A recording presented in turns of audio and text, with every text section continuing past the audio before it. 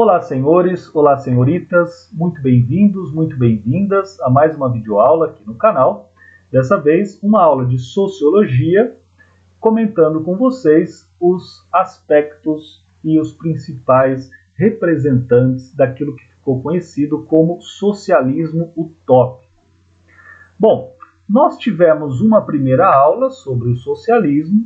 Nessa primeira aula, eu elenquei as características essenciais de qualquer pensamento socialista e lá no finalzinho eu comentei sobre um dos aspectos, do socialismo utópico, que é a crença de que a sociedade só será melhor, de que a vida humana, melhor dizendo, só será melhor se houver uma mudança radical na estrutura social, certo? Bom, hoje a gente vai estudar o que cada um, pelo menos dos principais socialistas utópicos, tem a nos ensinar. E é importante, deixar claro já que essa denominação ou essa qualidade de socialismo não foi dada, evidentemente, por eles próprios. Ou seja, Saint-Simon, Fourier, Owen, eles não se viam como utópicos. E muito pelo contrário.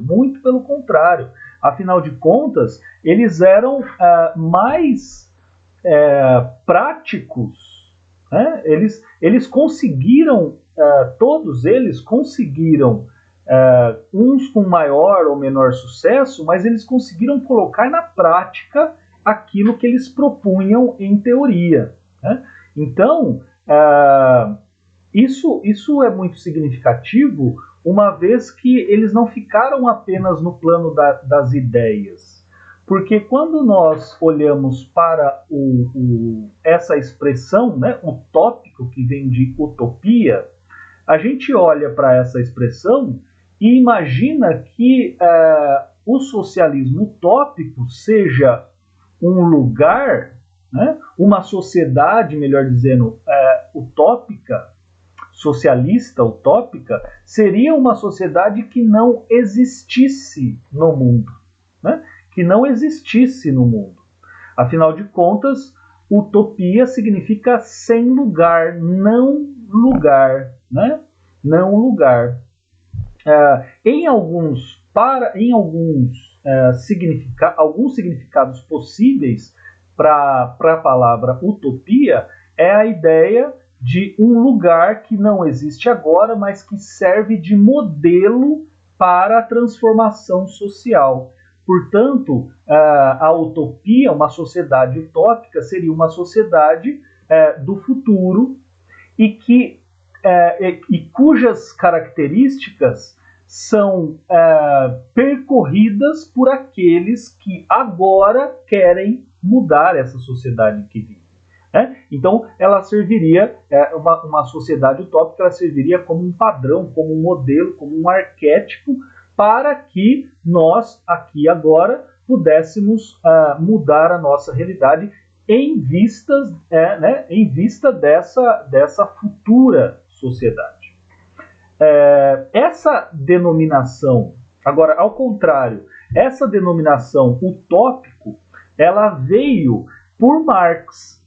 Marx, lá no Manifesto do Partido Comunista, chamará essa turma aí de socialistas utópicos. Depois da ideologia alemã, depois dos manuscritos econômicos filosóficos, ele vai se referir a essa turma como socialistas utópicos.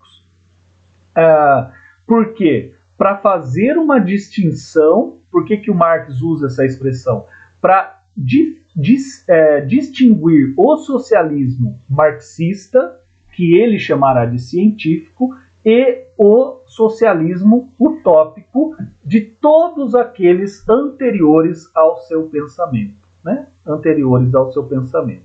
Então, vamos tomar cuidado da gente imaginar que os socialistas utópicos eram seres que ficavam divagando lá, vamos distribuir terra para todo mundo, vamos eliminar o trabalho, vamos eliminar, desculpa, o dinheiro, né? Você olha aqui, no começo da aula, você vê Owen, substituição do dinheiro por labor notes. Labor notes é a expressão, né, que a gente vai comentar daqui a pouco. Aí você fala, ô louco, é sociedade, o cara vai arrancar dinheiro, não vai ter dinheiro. Ai, que viagem. Calma lá, mano, calma lá. Né? Esse tipo de socialismo que nós estudaremos hoje, ele se distingue, sim, do socialismo dito científico de Marx. Agora, em hipótese alguma, isso significa que esses caras são loucos, eles vivem de devaneios ou qualquer coisa desse tipo. Manja, do adolescente revoltado sem causa. Ah, eu vou destruir o sistema. Por quê? Porque o sistema é corrupto. Porque o sistema é o sistema. Porque, sim, né? Não é desse jeito. Os caras têm teorias muito bem elaboradas. E uma dos culpados por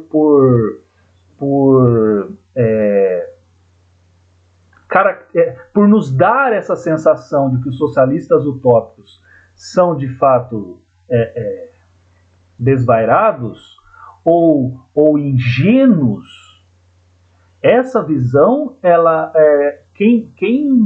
um dos responsáveis, né, por propagar essa visão são os próprios materiais didáticos, porque os caras fazem aí tudo nas coxas.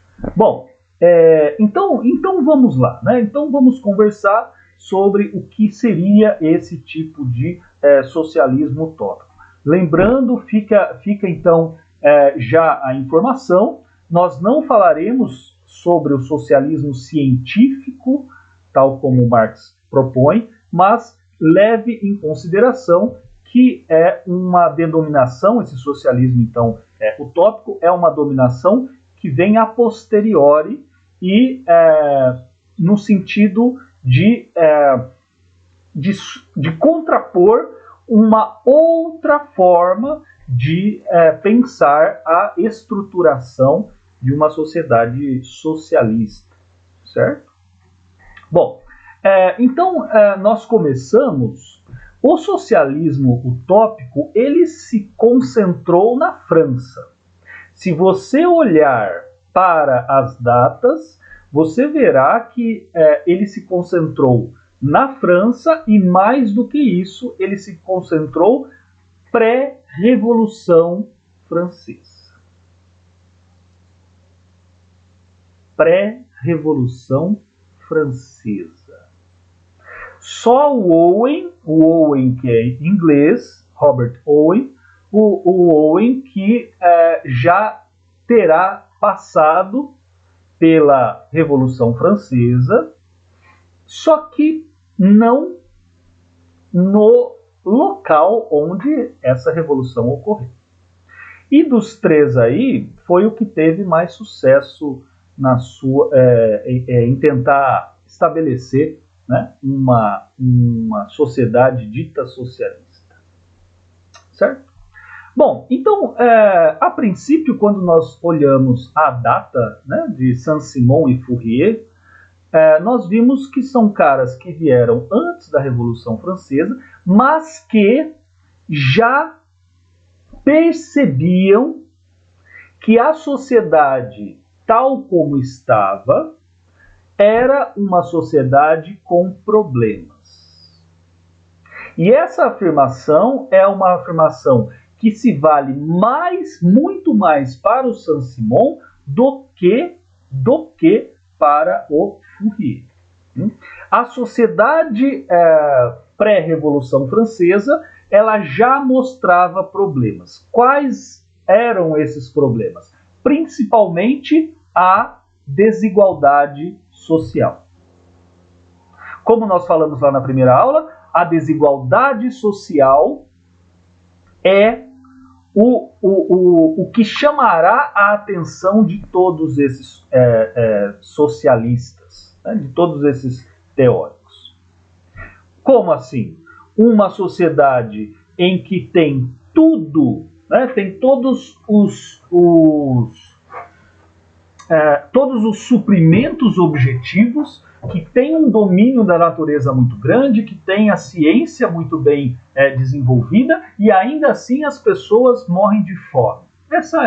Essa seria uma maneira de sensibilizá-los para esses sujeitos que aparecem. Ou seja, de novo, a ciência que deveria ser utilizada para vida boa dos seres humanos, né? Para uma vida segura, uma vida feliz, etc., não conseguiu, né? Ela não conseguiu responder, né, a esses anseios do povo. E por quê? Porque a sociedade, ela funciona, os homens dentro da sociedade, eles funcionam de uma maneira em que a ciência ou os resultados da ciência sejam usados apenas por alguns, né? Por alguns. Bom, o Saint-Simon, ele começa a sua, né, o importante do Saint-Simon é uma crítica que ele fará aos ociosos. Oh, trem bendito! Aos ociosos. Ociosos está entre aspas porque é uma expressão do próprio Saint-Simon. Então, o Saint-Simon, ele acredita que a história, ela é muito, a sua dinâmica é muito parecida com aquela que nós estudamos do Maquiavel. Qual seja, de uma ideia de ciclo. Lembrem-se que o Maquiavel, ele dizia o seguinte: ora, a sociedade, ela é composta por forças que querem dominá-la, né, por homens que querem atingir o poder, e por homens que não querem por homens que não querem ser dominados. Essa luta incessante entre essas duas tendências, aqueles que querem dominar e os que não querem ser dominados, refletem na sociedade, refletem na história da seguinte maneira: o poder ele é alcançado, o império ele é construído, se mantém um período lá no comando, no governo, e depois se perde o poder. Então, a história para o Maquiavel é essa ideia, né, esse ciclo de conquistar o poder, manter o poder, perder o poder. E assim infinitamente. O que importante, moçada, muito importante, guarda no seu caderno, na sua alma, no seu coração. O Saint-Simon, ele olha para trás, ele olha para a história e ele percebe que a história ela é, ou ela foi até então, cíclica. O que isso significa? Que toda a história até então foi composta por duas classes, que ele chama de classes dos ociosos e classe dos produtores. Então, em toda a sociedade existem aqueles que produzem. Produzir, gente, significa colocar a mão na massa, manja, colocar o pé no barro. Que produzem objetos para satisfação social, para o uso social, portanto, que realizam, que cumprem com um serviço social. E por quê? Atenção, ora, os produtores, o que eles fazem? Eles produzem, eu vou chamar de mercadorias sem problema. Eles produzem mercadorias, certo? Então, você tem o pescador, você tem o marceneiro, você tem o feirante, você tem o empresário, você tem o banqueiro, você tem diversas pessoas que prestam serviços à sociedade, certo? Mas você também tem uma classe que o Saint-Simon chama de ociosos, que é uma classe parasita. É uma classe que se vale do trabalho alheio. É uma classe que não produz absolutamente nada. É uma classe, portanto, que vive às custas da classe trabalhadora. né? Ou melhor dizendo, desculpa, trabalhador não, da classe produtora.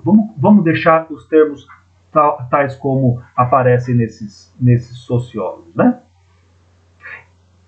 Então, na hora que eu comecei a falar para vocês, eu coloquei, né? Se você está atento, eu coloquei atenta, você vai lembrar que eu disse o seguinte: o pescador, o feirante, o empresário, o banqueiro.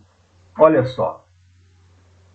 Olha a diferença aí já do socialismo utópico de Saint-Simon para Marx. Por quê? Porque o problema para o Saint-Simon não está naqueles que têm a posse ou não dos meios de produção. Isso para ele é indiferente. É isso que para Marx é indispensável, para Saint-Simon passa batido. O empresário, ele é sim um produtor. O banqueiro é sim um produtor. Por quê? Porque esses caras produzem objetos, produzem mercadorias que servem para que a sociedade deles se valha. Ou seja, eles prestam um serviço social. Enquanto que os ociosos não. E quem são os ociosos? São os patrícios. É o clero. É a nobreza. Gente que chupinhou até hoje, né? Pessoas que chupinharam até hoje os produtores. E sabe o que é legal? O Saint-Simon, ele era de uma classe de patrícios. Ele era nobre. Sabe o que ele fez? Saiu, foi para os Estados Unidos e foi lutar pela independência norte-americana. E o que ele viu lá?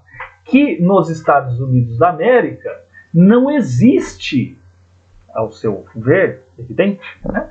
Não existia essa tradição em elogiar, em enaltecer e principalmente em preservar a classe dos ociosos. Saint-Simon, ao entrar na guerra e dizer, eu sou... Minha família, ela vem lá do, sei lá, Duque do Champignon. Eu sou Duque da cidade de Champignon. Isso dentro dos Estados Unidos, fala, grande bosta, velho. Grande bosta. Quer dizer, o que você produz? Não, eu não produzo nada. Não produzo nada. Eu não produzo nada. A única coisa que eu faço é manter a minha história. Manter a minha história, ou seja, o meu legado, a minha tradição, etc, etc, etc. Né?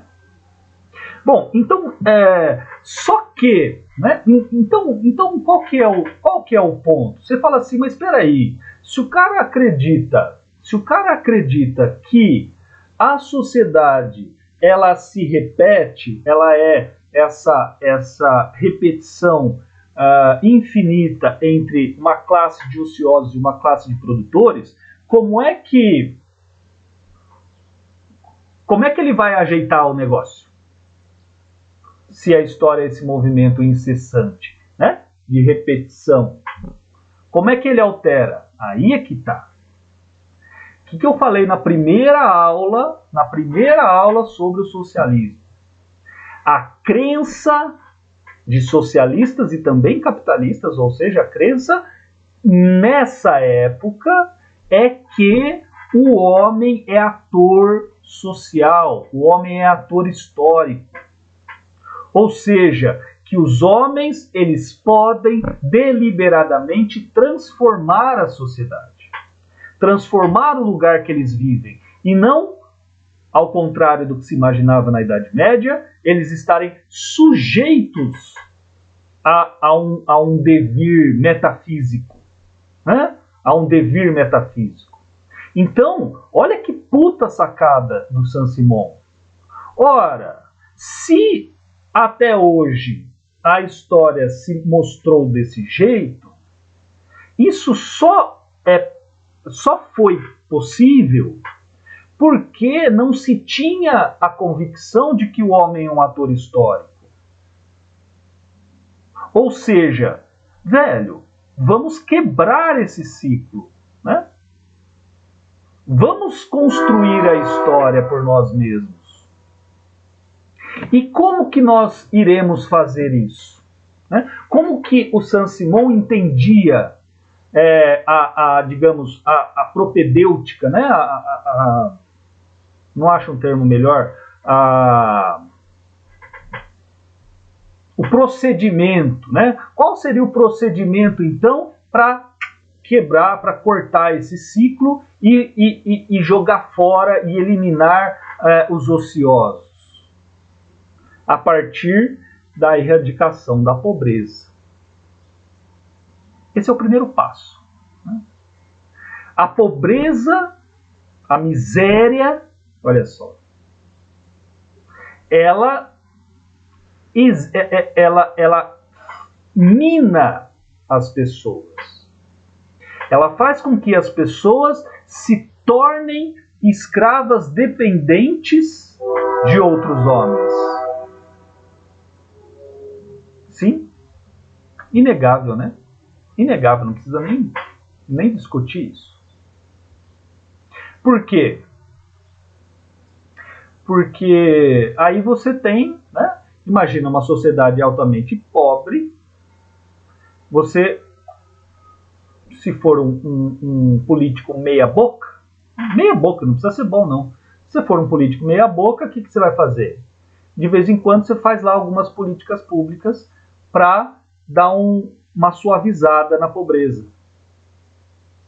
E ao fazer isso, aquele que necessita dessas políticas públicas para continuar vivendo, ele lhe será grato forevermente. Né? Ele lhe será grato forevermente. Então, é só você pensar um pouquinho na nossa história, né, gente? Não vamos nem ficar aí chovendo no molhado, né?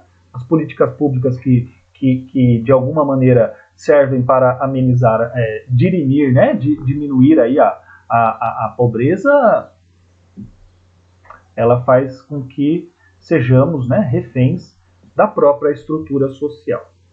Então, esse é o primeiro ponto, acabar com a miséria. De barriga cheia, tendo lugar para você dormir, tendo o que você comer, qual que é o próximo passo? Educação. Educação e trabalho. Lembrem-se, gente, trabalho. Transformação da realidade. Produção. O trabalho era uma fixação do Saint-Simon. Talvez porque ele próprio nunca tenha trabalhado. O choque que ele recebe ao lutar, né, ao visitar os Estados Unidos também é um chute nos bagos, né? Então é esse trabalho. E aqui, velho, não é, né? Olha como que nós estamos longe do trabalho estranhado, do trabalho reificado do Marx. Imagina, é o trabalho. O sujeito ele tem que trabalhar. Por quê? Porque o trabalho, de novo, o trabalho significa a prestação de serviço social. Então veja, moçada, simples, né? Simples. Você acha que... bom, eu ia comentar, mas... Né? O que há de tão demoníaco nesse socialismo? Em ser comedor de criancinhas, em ir para Cuba. Cara, o que o cara está propondo? Ele está propondo uma sociedade que todos trabalham, uma sociedade em que ninguém fique chupinhando o trabalho alheio e que as pessoas tenham as mesmas condições sociais. Esse é o socialismo de Saint-Simon. Certo? Certo? Muito bem. Bom, avançando um pouquinho, nós vamos aí para Fourier. Fourier, gente, foi um sujeito curioso. Por quê? Porque aquilo que o Fourier propõe é algo muito avançado para sua época, muito avançado para sua época. Vai ser retomado sem as devidas referências, isso é de suma importância.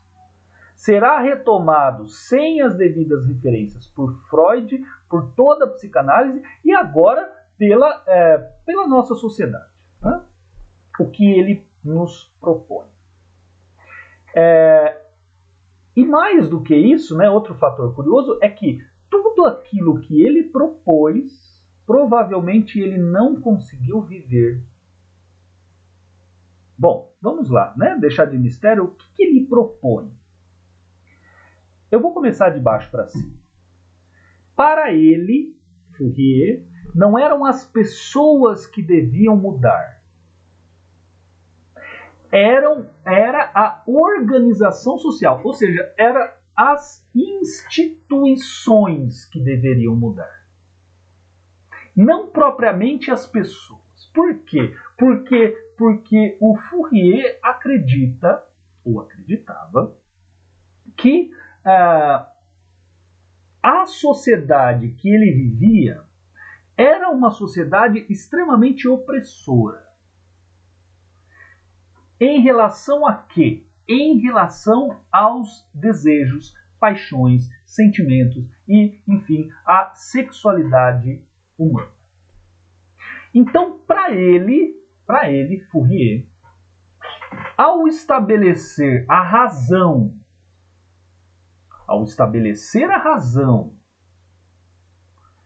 ao imprimir a religião cristã como a religião oficial. Esses dois fatores, a religião de um lado, a racionalidade iluminista de outro, esses dois fatores, eles representados como instituições sociais, eles servem para castrar, eu vou usar uma expressão freudiana, para castrar o ser humano. O Fourier ele parte de uma concepção humana em que o homem feliz é aquele que consegue viver sem sentimento de culpa, para usar outra expressão freudiana, que consegue viver de acordo com as suas paixões, com as suas necessidades, com os seus desejos sexuais. E o que nós vemos? O que nós vemos é o contrário disso.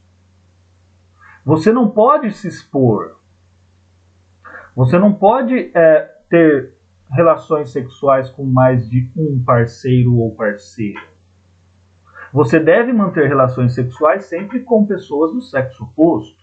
Com pessoas. Você não pode, né, querer outras, sei lá, cabritinha. Não. Então, ao fazer isso, ou seja, ao aprisionar, ao sermos obrigados a aprisionar estes sentimentos, esses impulsos, o resultado dessa prisão é o quê? Angústia, sofrimento, depressão, violência. Violência.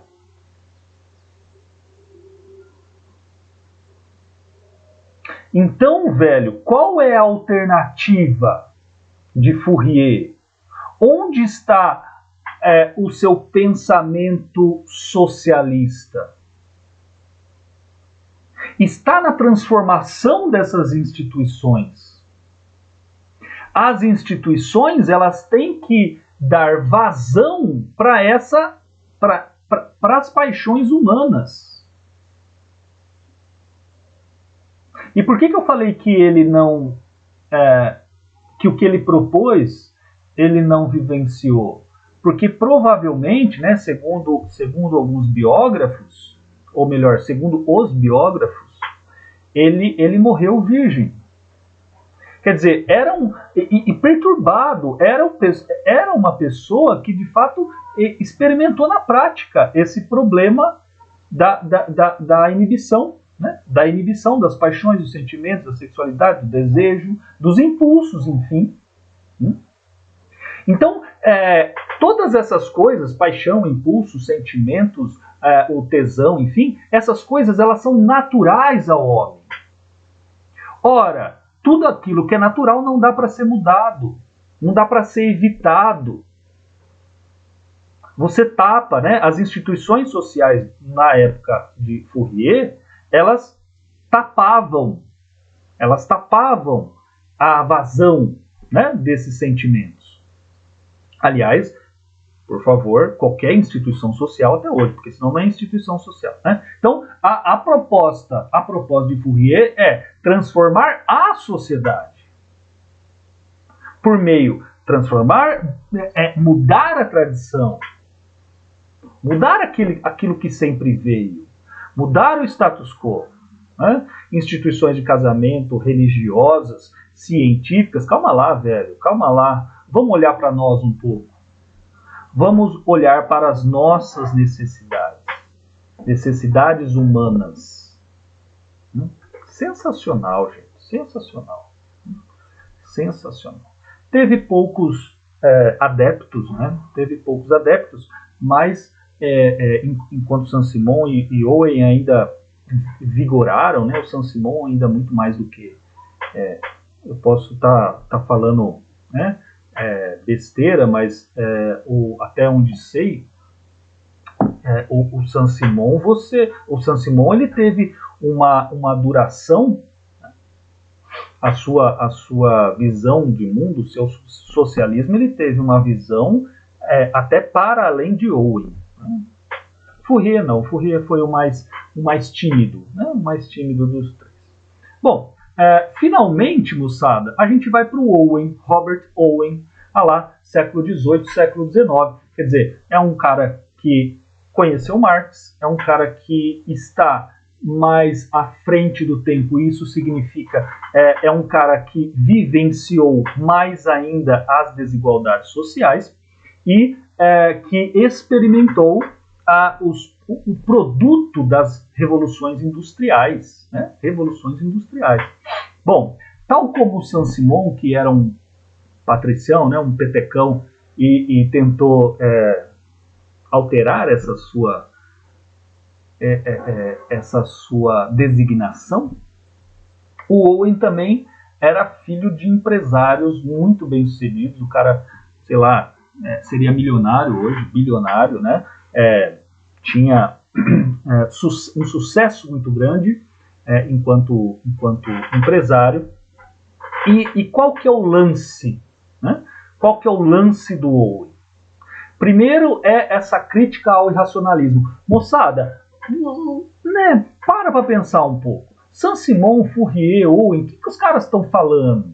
Fora a tradição. Né? Fora a tradição. Fora tudo aquilo que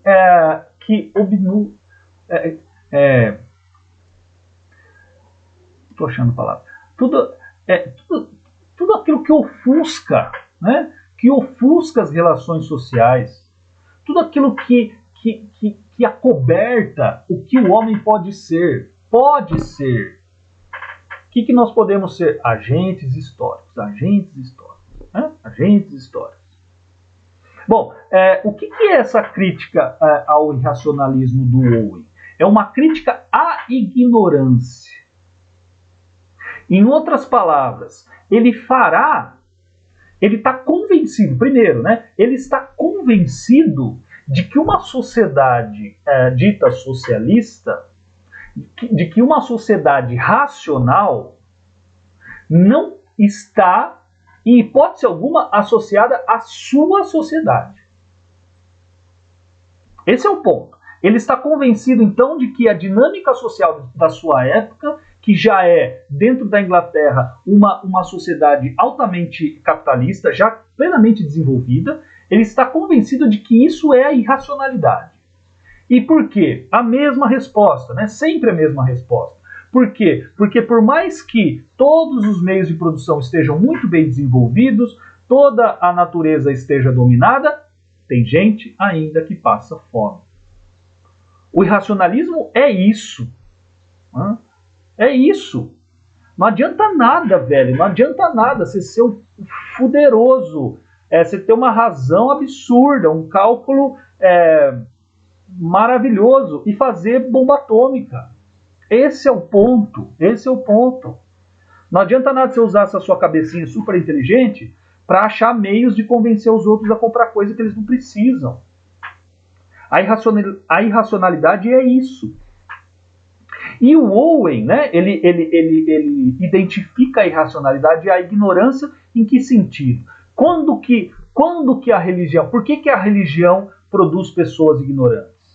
A religião, ela deixa de exercer uma função, digamos, social, na medida em que ela se associa à superstição. E o que ele está falando de superstição aqui? É a ideia de um destino pré-determinado.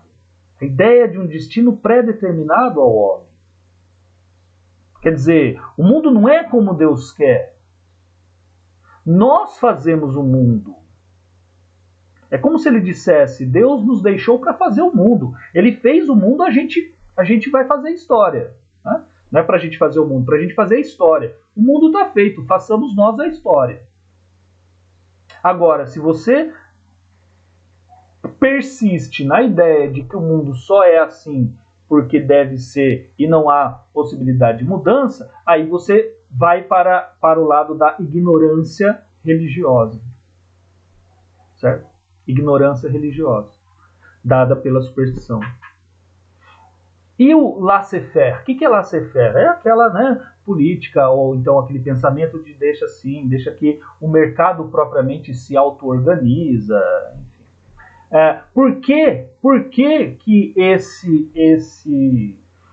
o laissez-faire é um exemplo de irracionalismo ou de ignorância? Porque o que ele faz? Ele acentua o egoísmo. Olha lá. Ele acentua o egoísmo humano. Primeira aula, o que a gente falou?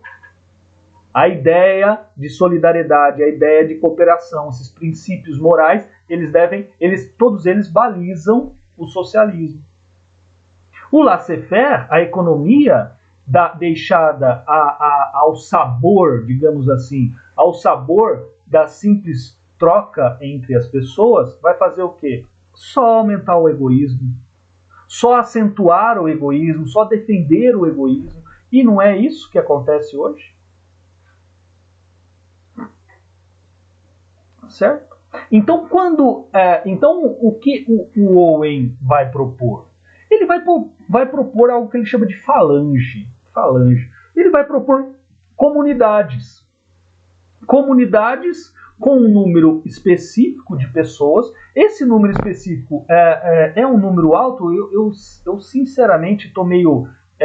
eu não sei exatamente, acho que 2.600 pessoas, mas eu me lembro que quando eu li, eu falei, mas não é tão pequeno assim. Afinal de contas, se nós pensarmos as comunidades platônicas e russonianas, mano do céu, 100 pessoas, né? 100 pessoas, 200 pessoas no máximo.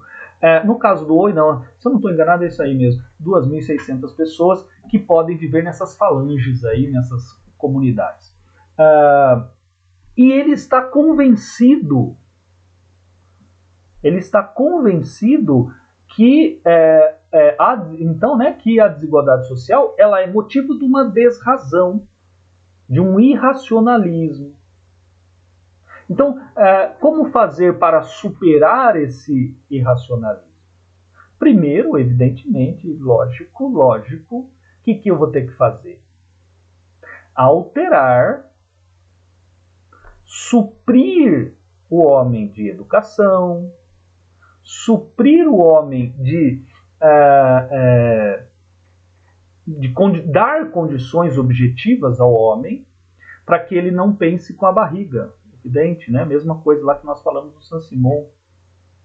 Para que ele, de fato, seja alguém iluminado, que ele seja alguém esclarecido.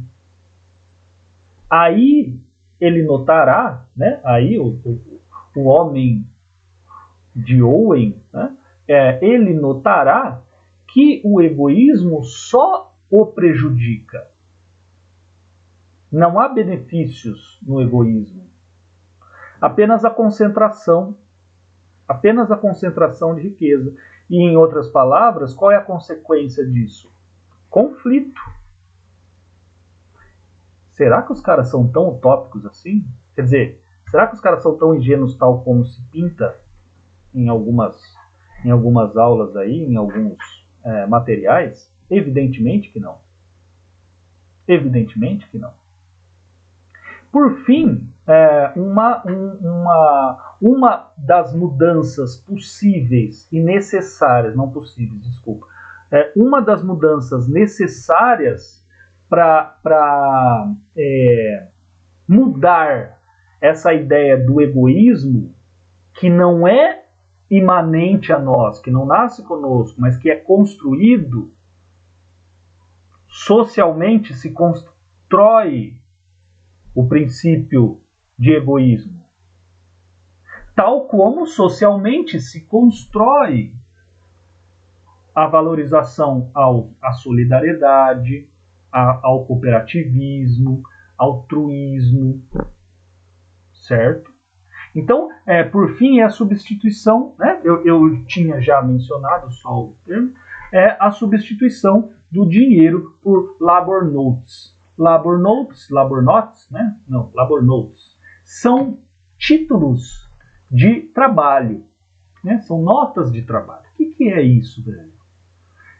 É o seguinte, você só irá receber um dinheiro se você trabalhar. Então, nada vai cair do céu, filho. Isso está desde os socialistas utópicos. Você acha que se a gente mudar para o socialismo, você vai perder seu tênis? Seu tênis, velho. Ah, não, porque só vai poder ter um tênis. Só vai poder ter um chinelo. Você vai ter que dividir com... Não sei de onde vocês veem isso. Então, não é viver no mundo de rosa. Você vai ter que trabalhar, velho. Você vai ter que trabalhar. O empresário, ele vai ter que trabalhar. Ele não vai ter que delegar ordens. Não vai ter lá o gerentão que não vai fazer nada. Ou melhor, não vai ter o dono que vai contratar o gerente para que o gerente trabalhe. Não. Dinheiro, você substitui por essas notas de trabalho que serão dadas conforme o trabalho desenvolvido. Qual trabalho? Independe. Independe assim. Não existem trabalhos que você ganhe mais ou menos. Existem trabalhos que são identificados como serviços sociais e trabalhos que não. Os trabalhos que não prestam serviços à sociedade, joga fora. Por exemplo, numa sociedade dessa, o agiota não funciona, o roda-roda Jequiti não funciona, telecena não funciona, todo mundo lá que trabalha em propagandas não vai funcionar. Né? Não vai funcionar, esses trabalhos deixam de existir. Por quê? Porque, ao contrário de serviço, eles prestam um desserviço à sociedade. Um desserviço à sociedade. Então aí vai ser aquela produção dos bens primários, dos objetos duráveis, enfim, todo aquele rolê que vocês aprenderam em história, em geografia e que já viram ou virão comigo com o Marx. Tudo bem, moçada? Então, espero que, né, aquela ideia de existia uma obrigação moral. Existia mais ou menos também, não era assim, as coisas são muito mais complicadas. E eu espero que com essa aula tenha ficado mais claro para vocês que o que existe de utopia entre eles é uma designação marxista. Que, sei lá, na minha humilde opinião, naquilo que eu estudei e estudo, não acredito que possamos simplificar tanto assim o pensamento desses caras. Beleza, gente? Então é isso. Muito obrigado pela companhia de vocês, muito obrigado pela atenção de vocês. Nos vemos aí nas próximas aulas. Nos vemos nas aulas, aí sim, de fato, de Marx. Beleza? Então é isso. Muito obrigado. Até mais.